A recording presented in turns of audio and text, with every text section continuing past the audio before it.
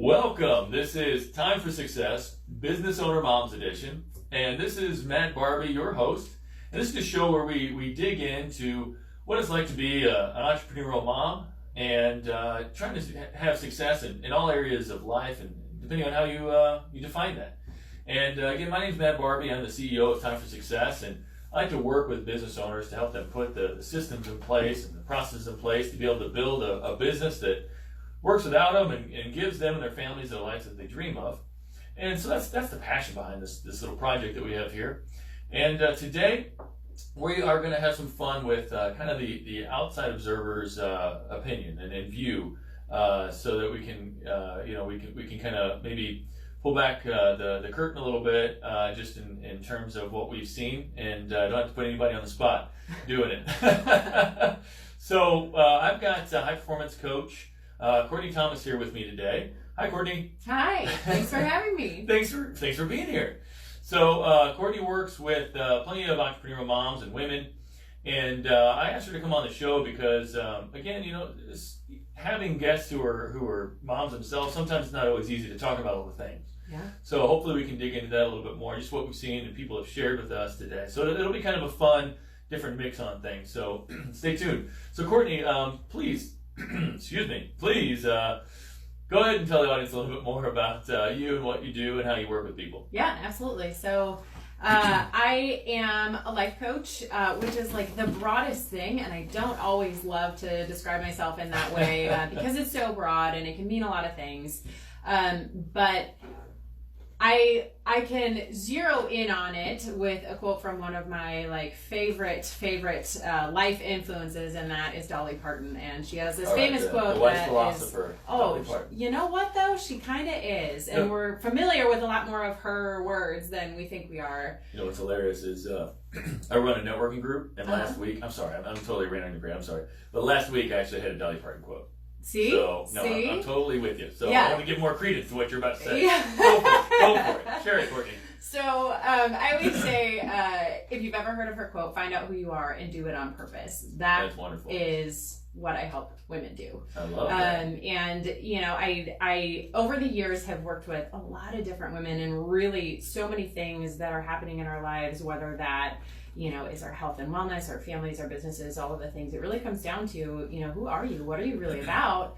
Then figuring out the plan and, how you bring that into your life and how you make that happen and, do it on purpose. So, exactly. Like I said, that's why I kind of feel like coach or, whatever. It doesn't always encapsulate it, but that really gets to the heart of what I do. So I do a lot of one-on-one work with women. That's what I really, really love. Every coach is a little bit different. Some people like groups, some people like online courses, all of the things. Right. I really love building the relationship and kind of going deep with people. And so I do that. I do some workshops, and it just, it lights me up. Absolutely. Well, there's also the old Zig Ziglar saying, you get enough people, or you help enough people get what they want, you can have whatever you want. Well, and, so totally.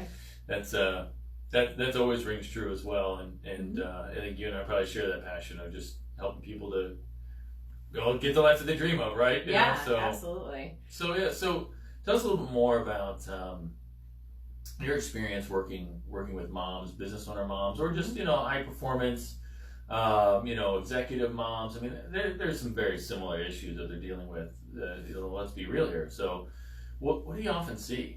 Yeah, it's so all across the board. And I will say, when I very, very first started my business, it was more so as a fitness coach. That's evolved over time. About the last 3 years is when I've been doing, solely more life coaching, mindset coaching, that kind of a thing.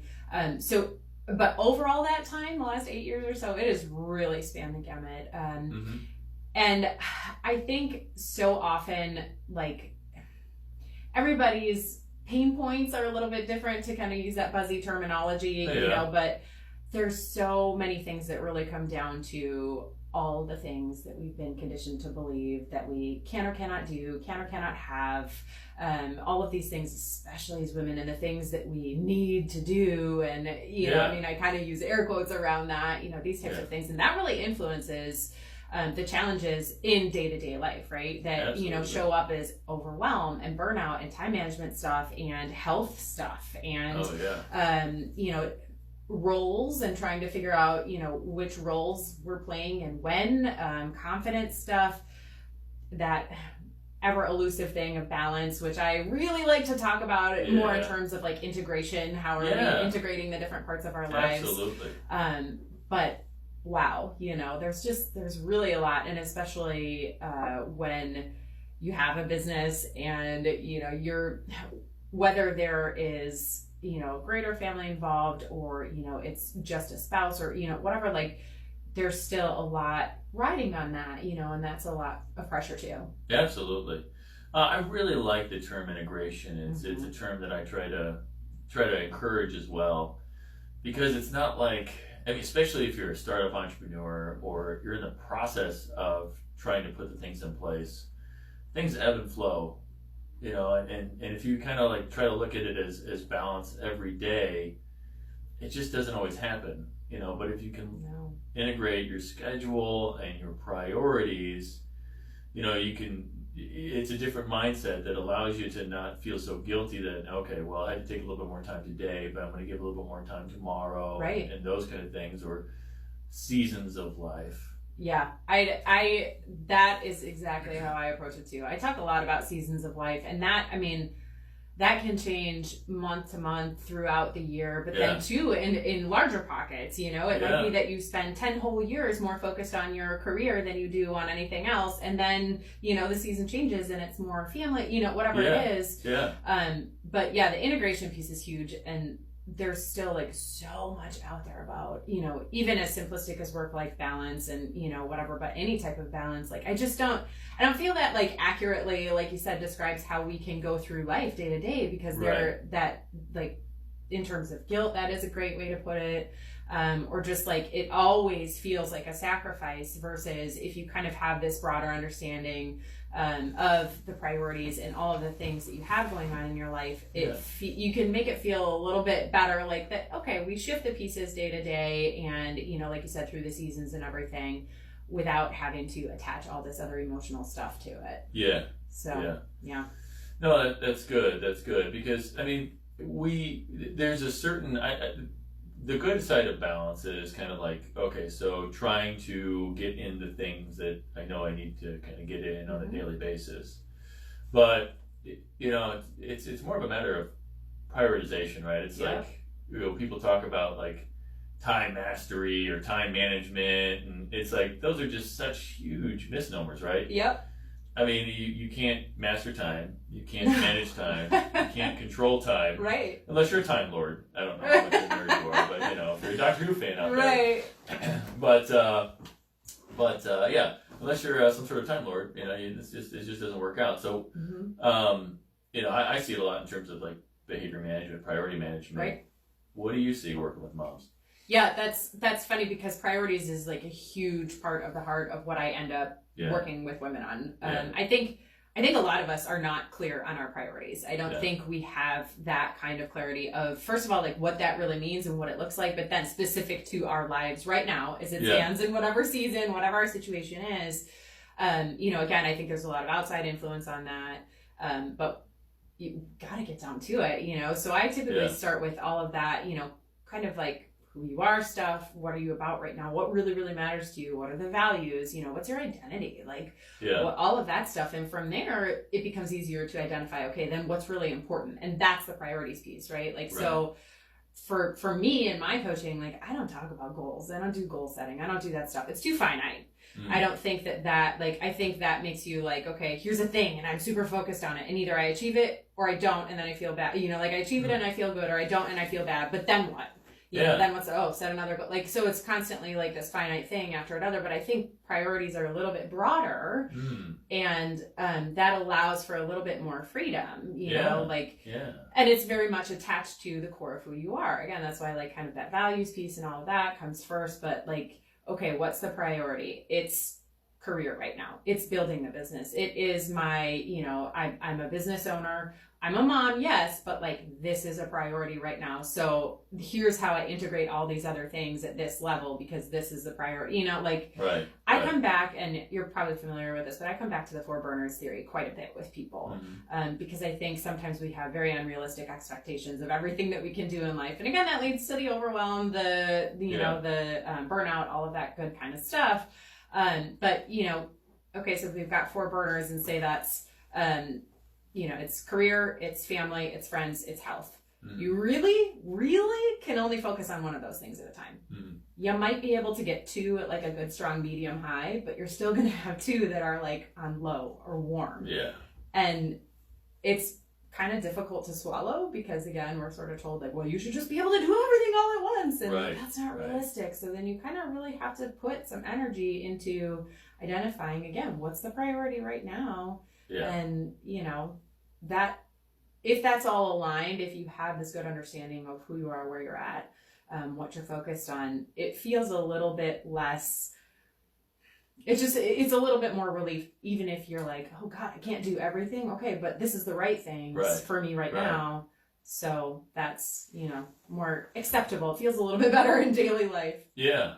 Well, you know, again, from working with business owner moms, you know, a lot of what has been shared with me is this sense of that like they're supposed to be some sort of superhero.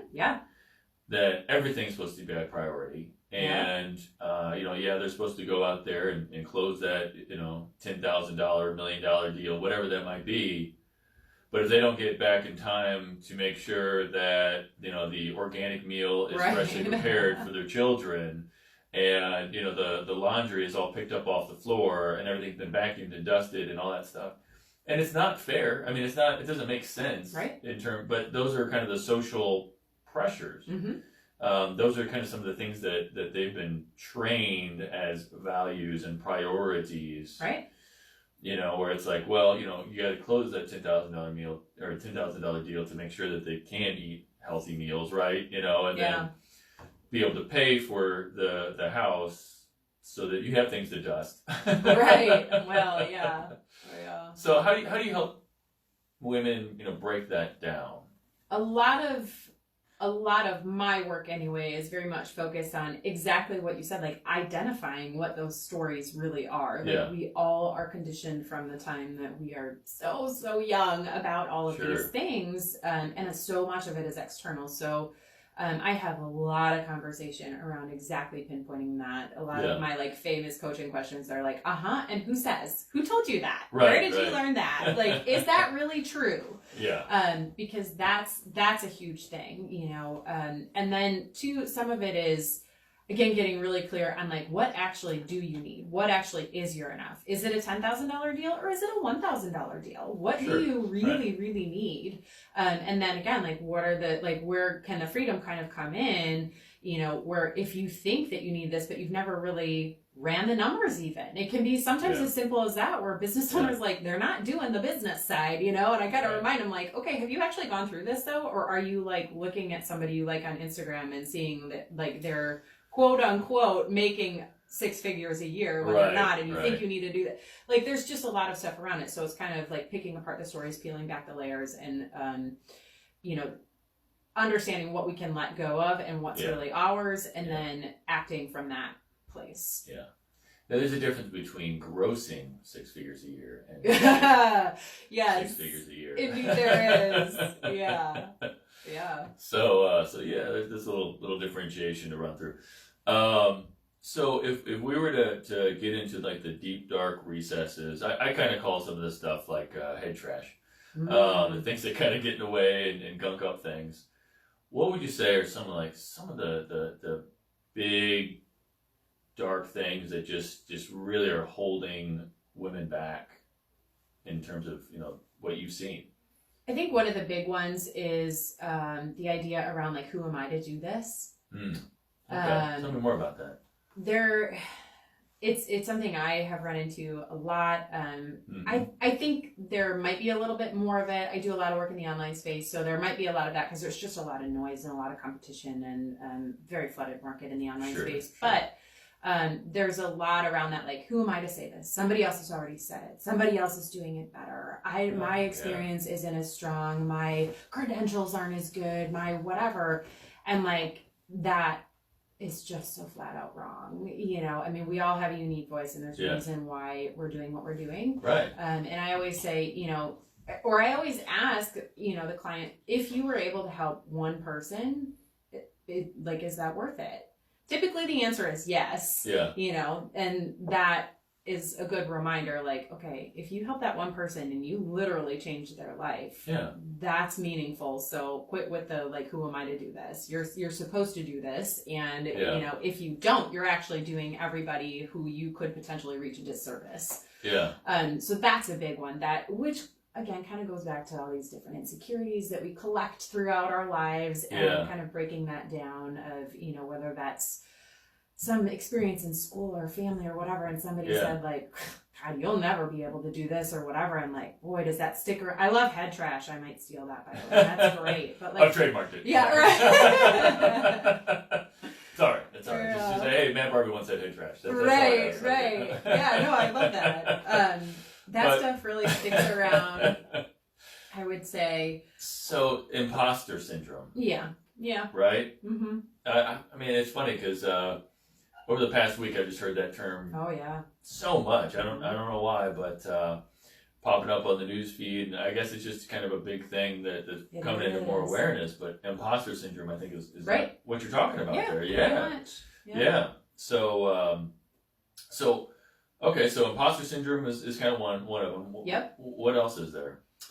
I think that some of the other stuff that I have seen is around kind of that identity and role stuff that I mentioned earlier.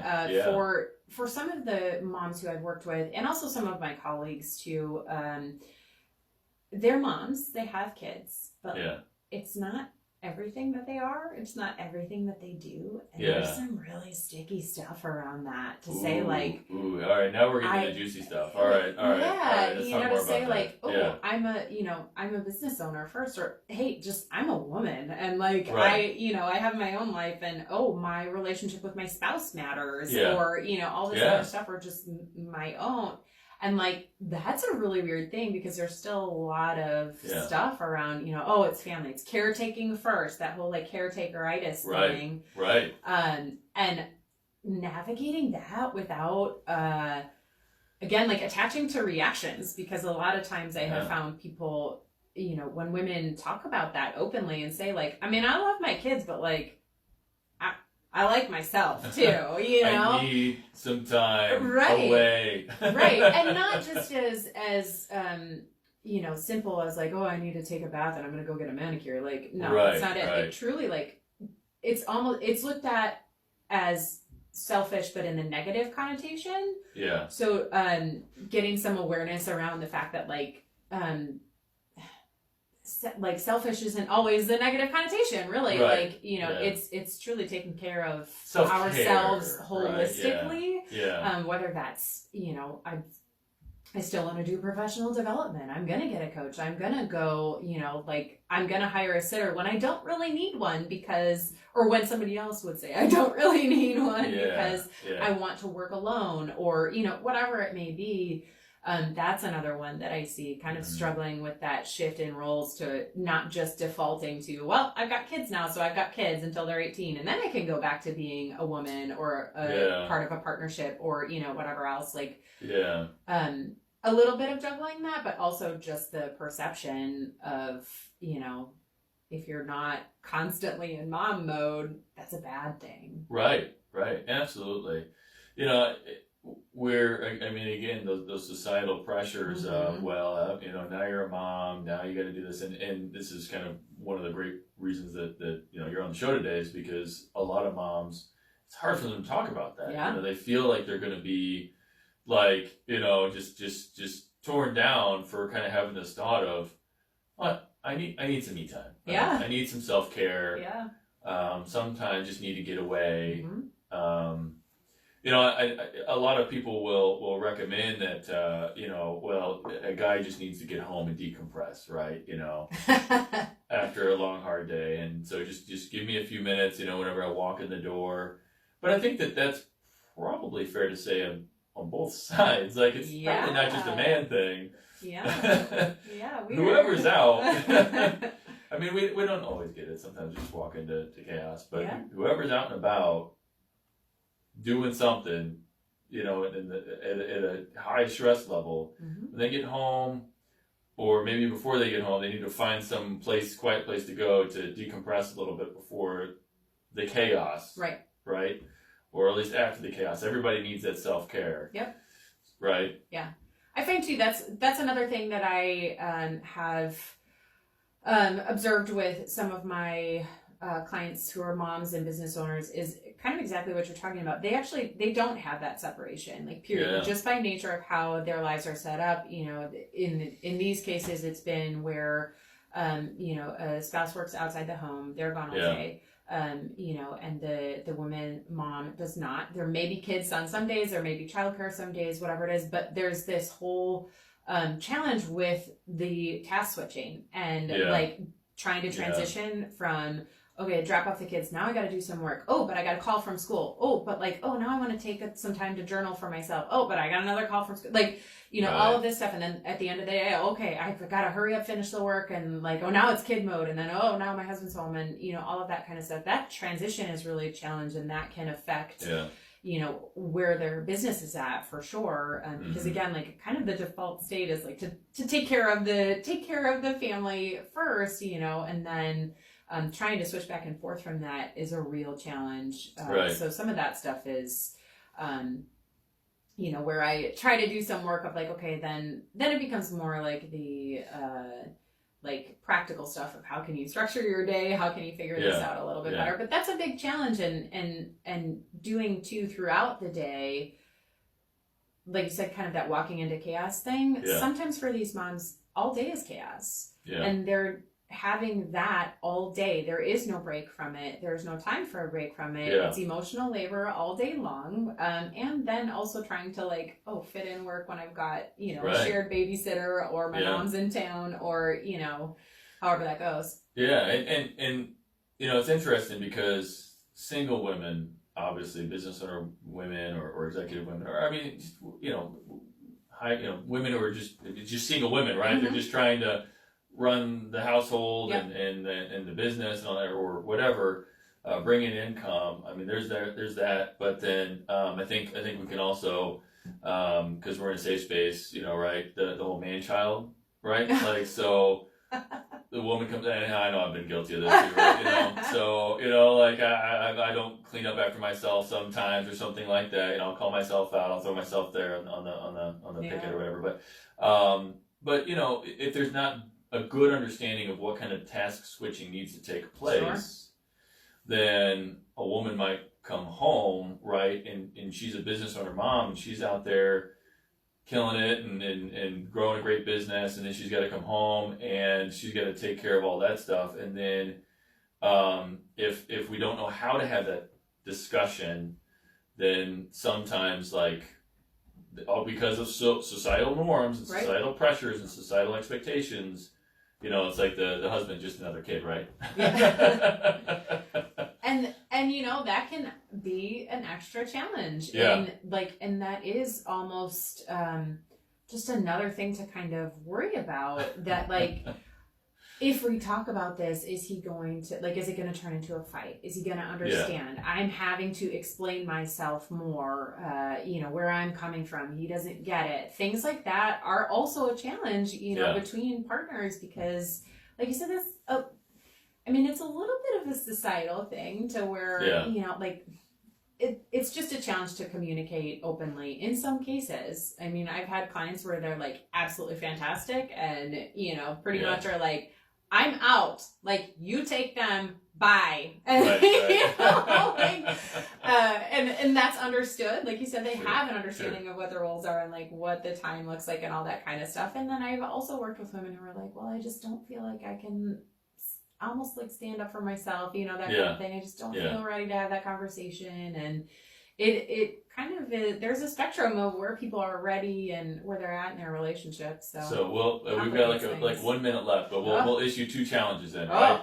Oh yeah. First of all, for the man children out there, you know, open up the conversation, say, how can I help? You know, if you have a high-powered woman, you know, who's trying to, which most women are trying to do it all. So let's just say, hey, if you're married or, you know, got some sort of relationship like that, you know, and then for the women out there, would you say just try to start having that communication for self-care purposes? Otherwise, everything will fall apart. It certainly could. Right. We don't want it to. Right, because eventually people reach their overwhelm and breaking point. Yep. So, all right, well, this has been Time for Success, Business Owner Moms Edition. We've had Kourtney here. We've just kind of peeled back some of the deeper layers for business owner moms. Real quick, what's your phone number, Kourtney? Phone number, 719-220-4091. Great. And my phone number is 314-441-5423. Thanks. All right. Music. It's so peppy. I know, right? It's so good. Thanks, Gary, for watching.